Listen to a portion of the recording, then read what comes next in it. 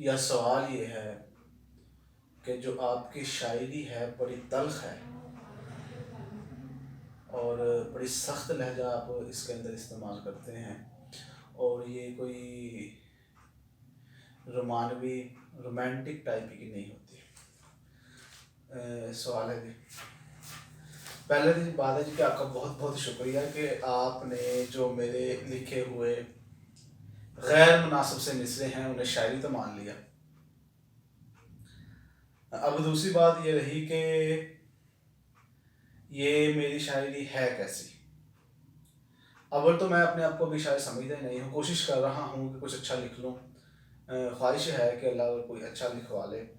میں آپ کو کچھ اشعار پڑھتا ہوں، اور اپنا پہلا میں ایک شعر پڑھتا ہوں، اسی غزل بھی آپ کے سامنے پڑھ دوں گا میں۔ سولی پر چڑھاؤ سر دار لاؤ گردن اتارو، سولی پر چڑھاؤ سر دار لاؤ گردن اتارو، دربار شاہی سے کچھ ایسے فرمان چاہتا ہوں میں۔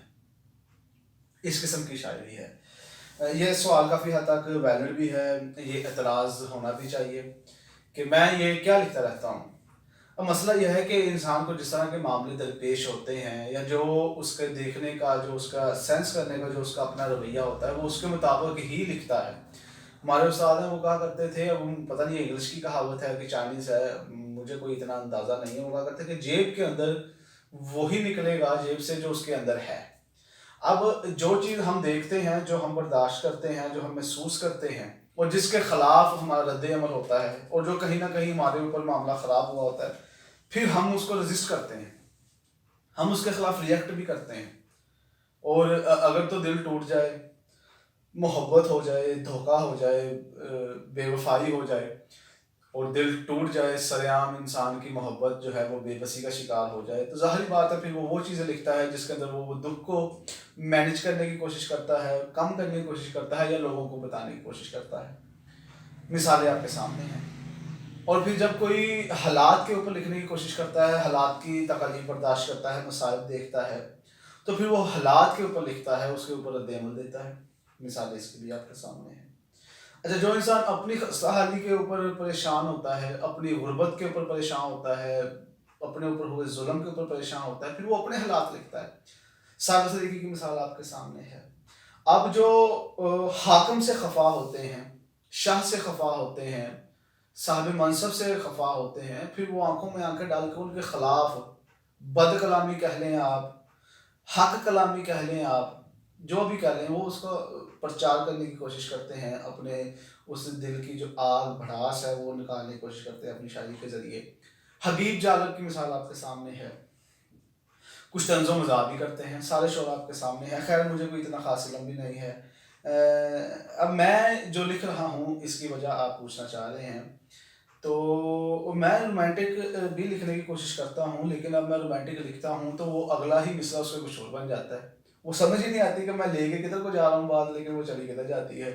یہ ریسنٹلی 2-3 ہفتے پہلے میں ایک شعر پڑھنے لگا تھا، بلکہ میں کہنے لگا تھا، خواہش تھی کہ میں ایک رومانٹک غزل کہہ دوں، تو میں نے پہلا شعر تو بہت اچھا کہا، میرے خیال سے، آپ کے خیال سے کوئی بحر کی، کوئی میٹر کی، کوئی ردیف کی، کوئی قافیے کی، معاملات کی ہو سکتے ہیں۔ ابھی تو ہم یہ شاعری جو ہے ہماری دل کی بڑاس ہے، عمر ڈھلے گی تو شاعری میں نکھار آئے گا، ابھی تو ٹائم ہے۔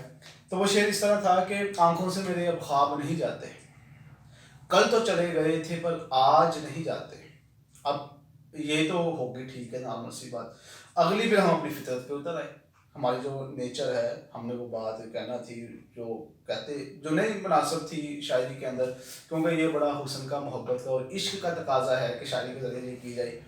خیر وہ یہ شعر تھا کہ ہاں، کہ آنکھوں سے میرے اب خواب نہیں جاتے، کل تو چلے گئے تھے پر آج نہیں جاتے، میں سمندر ہوں اسی لیے طغیانی سہ لیتا ہوں، ندیوں سے گزر کر تو طوفان نہیں جاتے۔ اب پھر یہ، اب اسے موٹیویٹڈ شاعری کہہ لیں، اسے آپ حالات کے اوپر کہہ لیں، اسے آپ ہمت جذبہ والی کہہ لیں، آپ اسے شاہ کے خلاف کہہ لیں، سارے رنگ مل جاتے ہیں، کیونکہ جو دل بات کی آتی، دل میں آتی ہے، ہم وہ کہنے کی کوشش کرتے ہیں۔ جیسے یہ میں نے لکھا ہے، ایسے ہی کبھی کوئی بات یاد آ جاتی ہے تو ہم لکھ دیتے ہیں، ٹھیک ہے۔ یہ بات میں نے لکھی تھی کہ پستی کو میری کن کہہ کے تو ہستی کر دے. اللہ سے بات کر رہے ہیں جی کہ پستی کو میری پستی سے مراد پوری امت کا زوال، کہ پستی کو میری کن کہہ کے تو ہستی کر دے. قوم منتظر ہے میرے ربا ذرا جلدی کر دے، کہ پوری قوم منتظر ہے اس عروج کی، پوری امت منتظر ہے، ربا ذرا جلدی کر دے. کہ پستی کو میری کن کہہ کے تو ہستی کر دے، قوم منتظر ہے ربا ذرا جلدی کر دے. مورچوں میں بیٹھ کر لڑو گے تو مر جاؤ گے، میرے یار جنگ جیتنی ہے تو ذرا پیش قدمی کر دے. یہ ایک فلسفہ ہے میرا کہ اگر آپ کو جنگ جیتنی ہے تو ظاہری بات ہے آپ کو پھر آگے بھی چلنا پڑے گا. ڈیفینسو کھیلنا میرے خیال مجھے نہیں پسند. آپ کو اگر کوئی اختلاف ہے تو آپ کو جو سچ بات ہے سرے دار کہی جائے، لیکن نہیں کئی بار کہی جائے. تو مورچوں میں بیٹھ کر لڑو گے تو مر جاؤ، تو مارے جاؤ. ٹھیک ہے جی. اب دیکھیں یہ اب آگے معاملہ ہے ہماری لیڈرشپ کا. سالار تو میدان چھوڑ کے کب کا بھاگ چکا ہے، سالار تو میدان چھوڑ کے کب کا بھاگ چکا ہے، میں لوٹ کر منہ کیا دکھاؤں گا، مجھے ذرا زخمی کر دے. یعنی کہ میں سپاہی ہوں، غیرت والا ہوں، شعور ہے، عقل ہے، لیکن جو ہمارا رہنما نکلا نا وہ ایسا تھا کہ وہ جنگ شروع ہونے سے پہلے ہی بھاگ گیا ہے. اب جب میں قبیلے واپس جاؤں گا میں اپنی قوم کو منہ کیا دکھاؤں گا کہ میں میدان چھوڑ کے آ گیا یا نہیں. تھوڑا سا زخمی کر دے، شرمندگی سے تو بچ جاؤں نا میں. تو اس طرح کا ہم لکھنا شروع کر دیتے ہیں. تو اب اس کے اندر وہ ہمیں وہ عشق بھی نہیں ملتا. اب چونکہ ہوا نہیں ہے یا اس طرف کا لکھنے کا ارادہ نہیں ہے، ہم شاہ کی آنکھوں میں آنکھ ڈالنے کی کوشش کر رہے ہیں بڑے میٹھے میٹھے الفاظ میں. ٹھیک ہے نا. جیسے یہ ہم نے لکھا کہ کچھ لاجواب سوالوں کے جواب چاہتا ہوں میں، جنت بھی میسر ہے مگر عذاب چاہتا ہوں میں. سولی پر چڑھاؤ، جو پہلے شعر پڑھا تھا وہ پورا پڑھ دیتے ہیں. سولی پر چڑھاؤ سرے دار لاؤ گردن اتارو، دربار شاہی سے کچھ ایسے فرمان چاہتا ہوں میں. محبتوں کے سلسلے یا قربتوں میں فاصلے، باغی ہو ان وسوسوں سے وہ انسان چاہتا ہوں میں. یہ در و دیوار گرا دو سارا شہر جلا دو، امن کی باتیں چھوڑ فساد چاہتا ہوں میں. بکنے کے لیے تیار ہیں میرے فلسفے سارے، لیکن پسے دیوار تو اور سرے بازار چاہتا ہوں میں.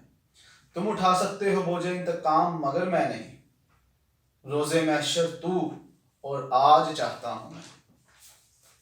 اب یہ ہے اب اس دور کے اندر جہاں پہ حسن کو بیان کرنا، زلفوں کو بیان کرنا، اس کی خوبصورتی کو بیان کرنا، پھول کے ساتھ اس کو تشبیہ دینا، پھر اپنی جان کہہ دینا، پھر اس کو کبھی چاند سورج اور کہکشائیں کہہ دینا، پھر اس کو کبھی بھنور جھیل اور نہر کہہ دینا، کبھی پانی سمندر اور طغیانی کہہ دینا، اور کبھی اس کو زمین آسمان اور فلک کہہ دینا، کبھی اس کو پتھر زخم اور موم کہہ دینا، کبھی اس کو سنگ آگ اور آتش کہہ دینا، کبھی اس کو آب نرم اور دل جان کہہ دینا، کبھی اس کو سونا جانی اور پیار کہہ دینا، کبھی اس کو صنم ظالم اور بے وفا کہہ دینا. جس دور میں یہ باتیں ہو رہی ہوں وہاں کے اندر یہ بات بول لگتی ہے. مجھے کہا بھی ہے یار تمہاری یہ شاعری بڑی بغاوتی سی شاعری ہے. حتیٰ یہ بغاوتی ہے نہیں، تلخ ضرور ہے، لہجہ بھی کچھ ایسا ہو سکتا ہے، کیونکہ میں نے وہ شعر لکھا تھا زیب یہ جہاں تمہیں نہیں زیب، زیب جو باتیں انہیں وہ تمہیں نہیں زیب، زیب ان کا طرز کلام تم نہ کرو زیب، زیب تلخ کلامی تمہیں چاپلوسی نہیں زیب، زیب ملتا ہے رتبہ جنہیں رتبہ ہو زیب، زیب خدا کو تو ناانصافی نہیں زیب.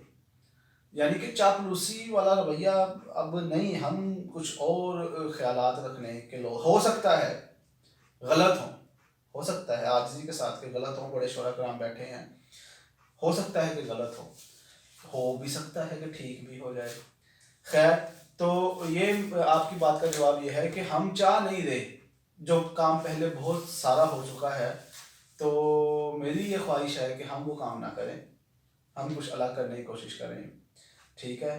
تو کیونکہ معلم ہوں کیا جائز ہے دعویٰ میرا، میں اپنی نسلوں کی تقدیریں بناؤں گا. اس قوم کو ابھی ڈائریکشن دینے کی ضرورت ہے. ان کو سب سے پہلے یہ ضرورت ہے یہ دلوانے کی کہ ان کے ساتھ زیادتی ہو رہی ہے.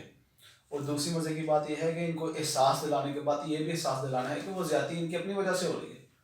اس سے بڑا عذاب ہے.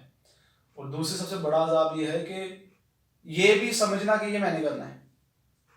کیوں؟ کیونکہ شعور جب آ جائے انسان کو اور اگر وہ جہلوں کی بستی میں ہو تو وہ شعور اس کے لیے عذاب بن جاتا ہے. تو یہ چھوٹا سا مختصر تو نہیں کہہ سکتے، یہ چھوٹا سا تعارف تھا کہ یہ شاعری ہے کیا. ہم اس شاعری کے ذریعے اس امت کو ایک اصل اور حقیقت اور تلخ اور گندا چہرہ دکھانا چاہتے ہیں اپنے کردار کا، جو ہم نے بڑی خوبصورتی کے ساتھ تراش سے اپنے سامنے بنا رکھا ہے. ہم اس شاعری کے ذریعے سے ان کے جو معاملات ہیں ان کو سدھارنے کی کوشش کریں. ہم اس کے ذریعے نا امیدی کی فصل کاٹنا چاہتے ہیں، اور ہم اسی شاعری کے بیج کو بو کے اس کے اندر امید لگانا چاہتے ہیں کہ ان لوگوں کے اندر امید پیدا ہو جائے. اور ہم اس شاعری کے ذریعے وہ کام جو ہم زور بازو اور بازو کی طاقت سے نہیں کر سکتے، ہم اپنے دل کی بھڑاس سے حکمرانوں کو جو بھی کہنا ہوتا ہے ہم اپنے شعر کے ذریعے کہہ دیتے ہیں کہ شاہ کے بس میں نہیں ہے مجھے سزا دینا، زیب میں تیرے لیے خود پھندے بناؤں گا، یہ بھی ہم کہہ دیتے ہیں. لیکن اگر آپ نے شاعری کرنی ہی ہے تو کچھ ایسے معاملات پہ کریں کہ وہ آنے والی نسلوں کے لیے سرمایہ بن جائے، سمت دے وہ آپ کو. اس کا مطلب یہ نہیں ہے کہ میں دوسری شاعری میں بڑی شوق سے بھی پڑھتا ہوں شاعری، ٹھیک ہے، تو اس کا مطلب یہ نہیں ہے کہ وہ بری ہے. لیکن اب حالات کا تقاضا یہ ہے کہ ایسا فلسفہ لکھا جائے، ایسے کتب لکھی جائیں، ایسے رسالے لکھے جائیں، ایسی نظمیں لکھی جائیں، ایسی غزلیں لکھی جائیں، ایسا لٹریچر لکھا جائے، ایسی تقریریں کی جائیں، ایسا آپ کے سامنے تحریریں پیش کی جائیں جس سے قوم کو حقیقت کا آئینہ اور اپنی منزل مقصود کی طرف جانے کے اندر آسانی ہو، اور انہیں اس مقام تک لے کے جانے کے لیے پڑھے لکھے لوگوں کا ہی کردار ہے. اور جو پڑھا لکھا اس مقصد کو سمجھ گیا، اپنی ذمہ داری کو سمجھ گیا، تو وہ انشاءاللہ آنے والے حالات کے اندر مر کے بھی مرے گا نہیں، ٹھیک ہے. اور کچھ لوگ ہوتے ہیں کہ وہ زندہ رہ کے بھی زندہ نہیں ہوتے. یہ وقتی شہرتیں، یہ وقتی واہ واہ، یہ داد، یہ ہمارے اوپر بوریت کا فتویٰ کوئی معاملہ نہیں ہے. تھوڑی دیر کے بعد پتہ چل جائے گا کون کیا ہے. ہو سکتا ہے کہ ہم شاعر بالکل ہو نہیں سکتا ہے، ہمیں نہیں کوئی شاعری کا الگ بھی پتہ، لیکن ہمارے جذبات خالص ہیں، ہمارے مقاصد خالص ہیں، ہم اللہ کے ساتھ اپنی امت کے ساتھ مخلص ہیں. بغیر کسی لالچ کے ہم اس امت کو عروج دلوانا چاہتے ہیں. ہم نے اس امت کے عروج کا خواب دیکھا ہے. ون لائنر کے اوپر میں اپنی اس سوال کے جواب کو ختم کرتا ہوں کہ ہم نے اس امت کے عروج کا خواب دیکھا ہے، اس کے بعد ہم نے ہر سو عذاب دیکھا ہے. تو اللہ تعالیٰ سے دعا ہے کہ اللہ تعالیٰ ہماری اس امت کو عروج دے، اللہ اس ہجوم کو قوم بنائے، اللہ ہمیں پاک باز با کردار رایا بننے کی توفیق عطا فرمائے، تاکہ جس کے بعد ہمارے پاس ایک عظیم لیڈر سامنے آئے جو ہمیں اس دلدل سے، اس گمراہیوں سے، ان جہالتوں سے، ان ظلمتوں سے، ان اندھیروں سے، ان تاریکیوں سے اور ان پریشانیوں، مصائب اور مشکلات سے نکال کر راہ راست جسے اللہ تعالیٰ نے صراط مستقیم کہا ہے اس کی طرف گامزن کروا دے، اور ہماری دنیا بھی بہتر کر دے اور ہماری آخرت بھی بہتر کر دے، کیونکہ مومن کی یہ دنیا بھی اس کی ہے اور آخرت بھی اس کی ہے.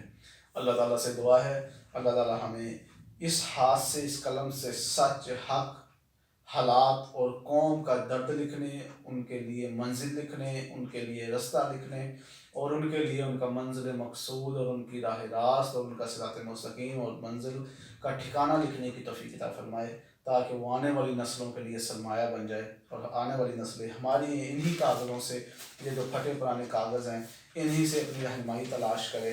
اور اللہ تعالیٰ ہمیں اپنے اس ہلکے پھلکے کام، ہمارے خلوص کی وجہ سے اللہ تعالیٰ ہمارے بھی گناہ معاف فرمائے. اللہ تعالیٰ جو ہمارا مین مقصد ہے اس کی رضا کا، وہ بھی ہمیں عطا کرے.